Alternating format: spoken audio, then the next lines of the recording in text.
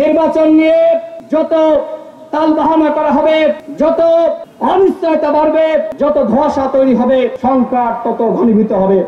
সুতরাং সরকারকে বলবো, নির্বাচন আজ হোক কাল হোক আপনাদেরকে তো দিতে হবে। সুতরাং কবে নির্বাচন করতে চান তার একটি স্পষ্ট ডেট, একটি তারিখ ঘোষণা করেন, তাহলে আমরা রাজনৈতিক দলের নেতৃবৃন্দরা আমরা প্রস্তুতি নিতে পারবো। নির্বাচন নিয়ে যদি কেউ ষড়যন্ত্র করে তার দাঁত ভাঙা জবাব দেওয়া হবে, এবং একই সাথে রাষ্ট্র সংস্কার, গণহত্যার বিচার নিয়ে যদি কেউ তামাশা করে তারও দাঁত ভাঙা জবাব দেওয়া হবে।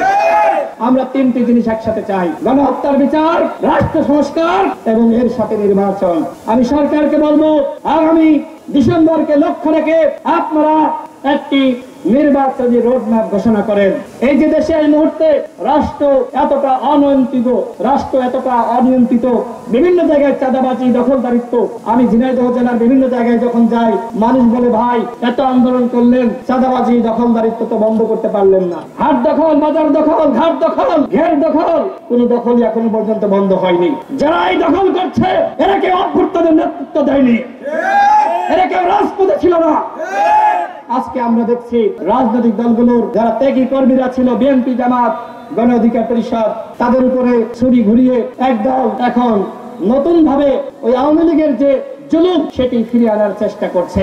আমাদের স্পষ্ট বার্তা, যারাই আওয়ামী লীগের জুলুম ফিরিয়ে আনতে চাইবে তাদের পরিণতি আওয়ামী লীগের মতো হবে।